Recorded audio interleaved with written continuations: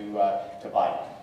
They also are own cars at about half the rate of the average of the region and drive about a little less than one half of what the region does as a whole. And this is not driven by affluence or the lack thereof. This is really because of the type of community that's being developed and what people want to be able to do. Is very important. It's actually interesting on the biking side. We utilized federal stimulus dollars, something along the line of what you did in this economic downturn, to be able to build additional bike facilities, both bike parking and walking facilities, lighting, and a series of other things. And a congressman from, a U.S. congressman from the Midwest criticized us as being kind of somewhat like the bridge to nowhere, that it was a bad investment of stimulus dollars. Well, first off is we employed people that had either just been laid off or about to be laid off, and that was certainly its intent. But in Portland, my response is biking isn't just about recreation. It is a mode of transport, and we need to be able to find ways to be able to continue the growth of biking as a mode of transport. We are considered in the Portland region the #1 biking area in the United States. Certainly does not compare to what goes on in Europe, but we are making real strides. It's something I think that in Adelaide the challenges are big and important. Well, if you think about what the results of the TOD investments are, they are dramatic. Portlanders travel about 4 miles less daily than the average of the largest 33 metropolitan areas in the United States. And it is a direct result of the investments in transit-oriented development, in compact development. We also see that we are driving about 2.9 billion fewer miles than we would otherwise than those same 33 metropolitan areas. 100 million fewer hours spent by our residents in those vehicles. The resulting savings have been dramatic. In just actual cost savings, that is, what you actually lay out for that car or the insurance or the gasoline, $1.1 billion. And then in the American Automobile Association calculation of the value dollar of for hours lost, about 1.5 billion. Significant. Talking about sustainability and some of the green things, I have to be able to talk a little bit about the fact that on the bus side, it's equally important from our standpoint. This is something about improving efficiency. First, on light rail, we actually use regenerative braking. That is, it's kind of like the hybrid cars. We actually recover a little bit, over 20% of our electricity through regenerative braking. It feeds back into the system and powers the next vehicle that comes along. We also find other ways to be able to lower our light rail power usage, lighter vehicles, a series of other things. On the bus side, we've done a lot to be able to improve that, and although there's a list here and I can go through it all, but it has saved us over 500,000 gallons of diesel fuel on an annualized basis.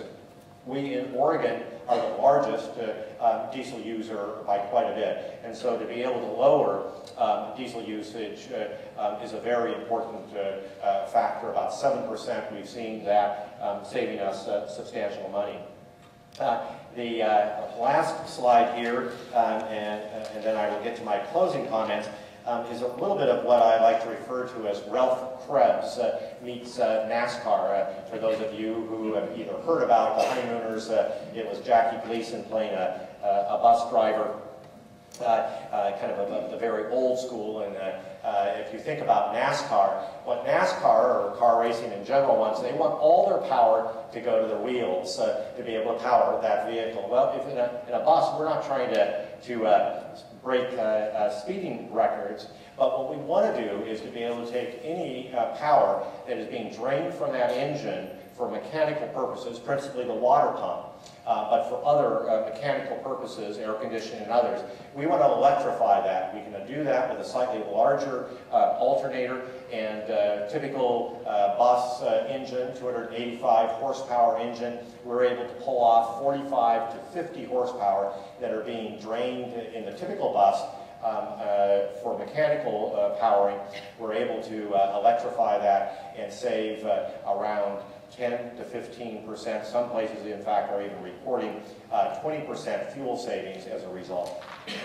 Well, all in all, what you're seeing with the Portland area, and hopefully what I'm able to bring to the residency, is the sense that local programs really can in fact make a very significant difference in how you really relate to what your area and how it develops.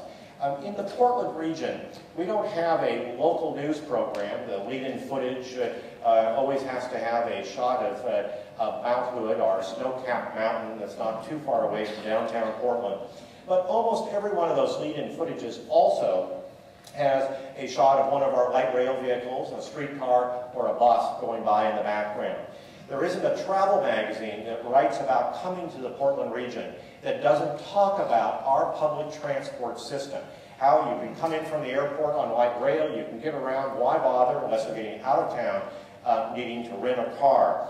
And my guess is that for those people who live in the Portland region, if they have a friend or a family member from far away coming, and they're going to do something in the city or in the metropolitan area, our name comes up in that discussion of what to do, whether it's to be able to go to the zoo or other activities. What has happened is our public transport system has become a part of the signature of what Portland is about. Thank you.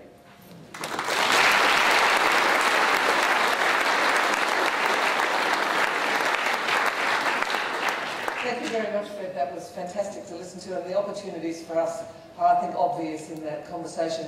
I'd like to open the floor to questions for about 20 minutes. So if you'd be good enough to identify yourself, we do have some roving mics if you're not at the back, but I think the acoustics are pretty good. So has anyone got a question for Fred?